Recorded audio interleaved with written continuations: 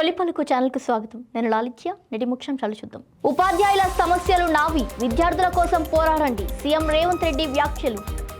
Super ఎల్నినోపై రైతులకు అవగాహన కల్పించాలి. ఉప ముఖ్యమంత్రి పవన్ కళ్యాణ్. జగన్ పర్యటన నేపథ్యంలో మండపం టోల్ ప్లాజా వద్ద ఉద్రిక్తత. వైసీపీ నేతలను అడ్డుకున్న పోలీసులు. వ్యక్తిగత దూషణలు మానుకోవాలి, మహిళలను గౌరవించాలన్న నారా భువనేశ్వరి. పెద్ది సుదర్శన్ రెడ్డి ఆరోగ్య పరిస్థితి విషమం, కుటుంబాన్ని పరామర్శించిన మాజీ మంత్రులు. మహబూబాబాద్ గురుకుల కళాశాల నుంచి 2 విద్యార్థులు అదృశ్యం, గాలింపు చర్యలు ముమ్మరం. భారీ వర్షాలకు కొట్టుకుపోయిన తాత్కాలిక వంతెన, వరదల్లో చిక్కుకున్న బొలెరో సురక్షితం. మోత్కూరులో తాగునీటి కోసం మహిళల ఆందోళన, ఖాళీ బిందెలతో నిరసన.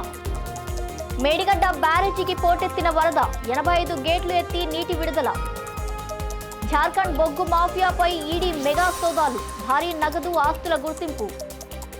పేపర్ లీక్ బిల్లుపై కేంద్రంపై ఖర్గే విమర్శలు, విద్యార్థుల భయంతోనే సవరణలన్న ఆరోపణలు. పేపర్ లీక్లపై కేంద్రానికి సహనం లేదు, సవరణ బిల్లును సమర్థించిన జితేంద్ర సింగ్. ఈ ఆర్థిక సంవత్సరంలో 20,000 కోట్లకు పైగా లాభాలే లక్ష్యం, స్పష్టం చేసిన పిఎన్బి సీఈఓ. సముద్ర ప్రదక్షిణ విజయంపై మహిళా బృందాన్ని అభినందించిన రాజ్నాథ్ సింగ్. ఫిన్లాండ్, జర్మనీ పర్యటన ముగించుకొని వచ్చిన ఉపాధ్యాయుల బృందంతో సమావేశమైన ముఖ్యమంత్రి రేవంత్ రెడ్డి విద్యాశాఖ సంస్కరణలపై కీలక వ్యాఖ్యలు చేశారు. ఉపాధ్యాయుల సమస్యల పరిష్కార బాధ్యత తనదేనని, ప్రమోషన్లు, బదిలీలతో పాటు అన్ని సమస్యలను ప్రభుత్వం చూసుకుంటుందని హామీ ఇచ్చారు. ఇకపై ఉపాధ్యాయులు తమ సమస్యల కోసం కాకుండా విద్యార్థుల భవిష్యత్తు కోసం పోరాడాలని ఆయన పిలుపునిచ్చారు. గతంలో ఎన్నడూ లేని విధంగా 55 రోజుల్లో 11,000 మంది ఉపాధ్యాయులను నియమించామని, ప్రతి నెల 1వ తేదీన జీతాలు అందేలా చర్యలు తీసుకుంటున్నట్టు తెలిపారు. వచ్చే 5 ఏళ్లలో తెలంగాణ విద్యారంగాన్ని దేశానికి ఆదర్శంగా నిలపాలని సీఎం పిలుపునిచ్చారు. సూపర్ ఎల్నినో ప్రభావంతో ఏర్పడిన సాగునీటి సంక్షోభంపై రైతులకు విస్తృత అవగాహన కల్పించాలని ఆంధ్రప్రదేశ్ ఉప ముఖ్యమంత్రి పవన్ కళ్యాణ్ సూచించారు. జలవనరుల శాఖ మంత్రి నిమ్మల రామానాయుడుతో కలిసి సమావేశమైన ఆయన రైతులతో ప్రత్యక్ష సమావేశాలు నిర్వహించి పరిస్థితులు, ప్రభుత్వం తీసుకుంటున్న చర్యలను వివరించాలని తెలిపారు. నీటి వృధా నివారణకు కాలువల పూడికతీత, లీకేజీల మరమ్మతులపై దృష్టి పెట్టాలని ఆదేశించారు. ప్రతి రైతు పంటల బీమా చేయించుకునేలా అవగాహన కార్యక్రమాలు చేపట్టాలని పవన్ కళ్యాణ్ సూచించారు.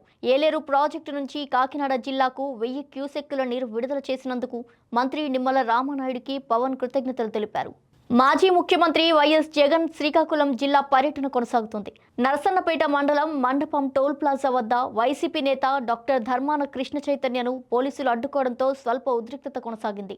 ఈ సందర్భంగా వైసీపీ నేతలు, పోలీసుల మధ్య వాగ్వాదం చోటు చేసుకుంది. అనంతరం జగన్ కాన్వాయ్ నీలకుండిలు జంక్షన్ కు చేరుకోగానే అభిమానులు పెద్ద ఎత్తున తరలివచ్చి పూలవర్షం కురిపించి ఘనంగా స్వాగతం పలికారు.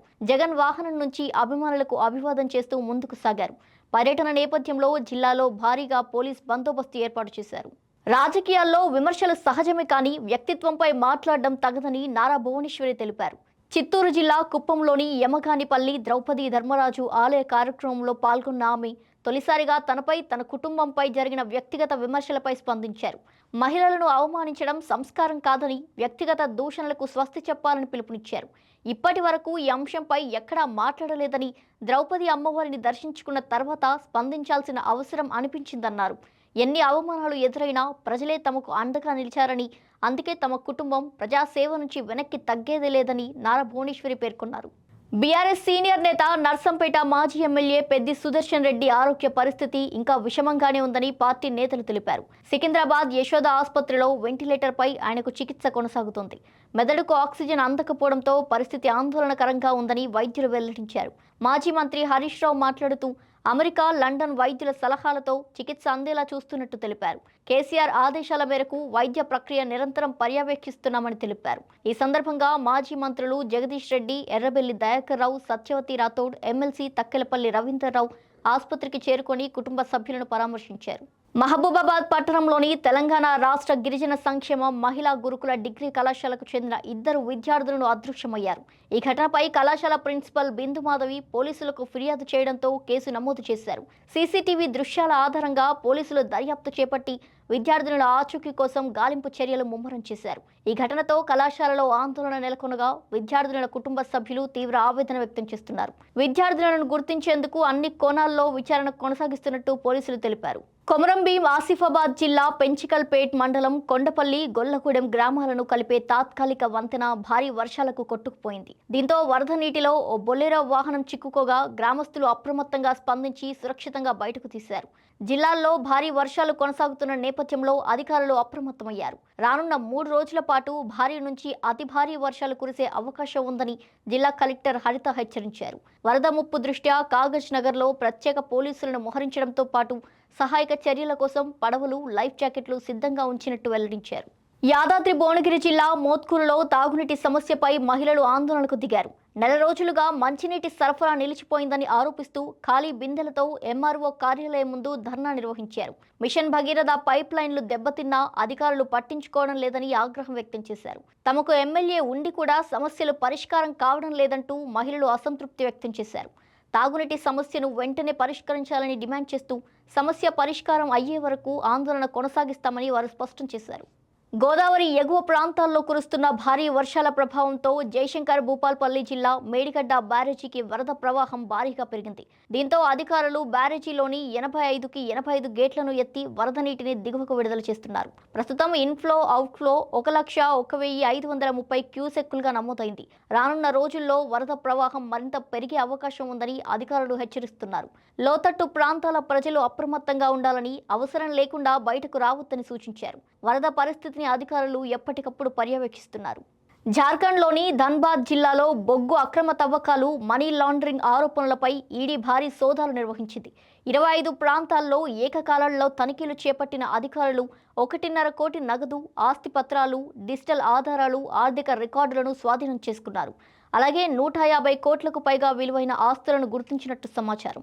మనీ లాండరింగ్ నిరోధక చట్టం కింద కొనసాగుతున్న దర్యాప్తులో అక్రమ బొగ్గు వ్యాపార నిధుల నెట్వర్క్ను ఛేదించడంపై ఈడీ ప్రత్యేకంగా దృష్టి సారించింది. ఈ కేసు దర్యాప్తు కొనసాగుతుండగా తుది నిర్ణయం న్యాయస్థానం విచారణ అనంతరం వెలువడనుంది. రాజ్యసభలో పేపర్ లీక్ నిరోధక సవరణ బిల్లుపై చర్చ సందర్భంగా ప్రతిపక్ష నేత మల్లికార్జున ఖర్గే కేంద్ర ప్రభుత్వంపై తీవ్ర విమర్శలు గుప్పించారు. విద్యార్థుల సమస్యలను పరిష్కరించడానికి కాకుండా వీధుల్లో ఆందోళన చేస్తున్న యువతను శాంతింపచేయడానికే ఈ బిల్లును తీసుకొచ్చారంటూ ఆరోపించారు. 2024లో లోక్సభ ఎన్నికలు ఉండడంతో రాజకీయ లాభ నష్టాలు చూసి అప్పట్లో సవరణలు తీసుకురాలేదని విమర్శించారు.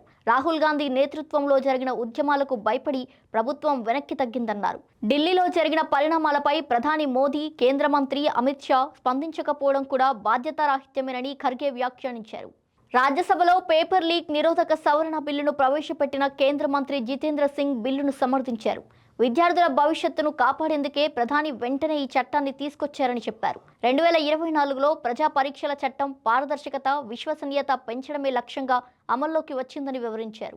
జాతీయ పరీక్షల సంస్థ ఏర్పాటును గత ప్రభుత్వాలు 33 ఏళ్ల పాటు తీసుకురాలేదని విమర్శించారు. ఇటీవల పేపర్ లీక్ కేసులను సిబిఐకి అప్పగించి ఇప్పటికే విచారణ ప్రారంభమైందన్నారు. కొత్త చట్టం ప్రకారం 2 నెలల్లో దర్యాప్తు, 3 నెలల్లో విచారణ పూర్తయ్యేలా నిబంధనలు చేశామని, పేపర్ లీక్లపై కేంద్రం జీరో టాలరెన్స్ విధానంతో ముందుకు సాగుతుందని తెలిపారు. ఈ ఆర్థిక సంవత్సరం 20,000 కోట్లకు పైగా నికర లాభం సాధిస్తామని Punjab National Bank MD, CEO Ashok Chandra విశ్వాసం వ్యక్తం చేశారు. గత ఆర్థిక సంవత్సరంలో బ్యాంకు 16,904 కోట్ల నికర లాభాన్ని నమోదు చేసిందని తెలిపారు. గత ఏడాది 2వ త్రైమాసికం నుంచి ప్రతి త్రైమాసికంలో 5,000 కోట్లకు పైగా లాభం కొనసాగుతుందన్నారు. ప్రస్తుత ఆర్థిక సంవత్సర తొలి త్రైమాసికంలోనూ అదే ధోరణి కొనసాగిందని, లాభదాయక వృద్ధితో ప్రతి త్రైమాసికంలో కొత్త రికార్డులు సృష్టిస్తూ బ్యాంకు మరింత మెరుగైన ఫలితాలు సాధిస్తుందని అశోక్ చంద్ర ఆశాభావం వ్యక్తం చేశారు. సముద్ర ప్రదక్షిణ యాత్రను విజయవంతంగా పూర్తి చేసిన త్రివిధ దళాల మహిళా సిబ్బందితో కూడిన ఐఏఎస్వి త్రివేణి బృందాన్ని రక్షణ మంత్రి రాజ్నాథ్ సింగ్ అభినందించారు. ఢిల్లీలో వారితో సమావేశమైన ఆయన తిరిగి వచ్చిన తర్వాత తప్పకుండా కలుస్తానని ఇచ్చిన మాటను నిలబెట్టుకున్నారు. వారి అనుభవాలు విన్న తర్వాత తన సంకల్పం మరింత బలపడిందని తెలిపారు. దృఢ సంకల్పం ఉంటే ఏ లక్ష్యాన్నైనా సాధించవచ్చని ఈ యాత్ర నిరూపించిందన్నారు. యాత్ర ప్రారంభించినప్పుడు గర్వంతో పాటు ఆందోళన కూడా కలిగిందని, సురక్షితంగా విజయవంతంగా తిరిగి రావడం ఎంతో ఆనందంగా ఉందని రాజ్నాథ్ సింగ్ పేర్కొన్నారు. ఇవి వాల్టి బులెటిన్ డీటెయిల్స్. మరో బులెటిన్తో మళ్ళీ కలుద్దాం. చూస్తూనే ఉండండి తొలి పలుకు న్యూస్.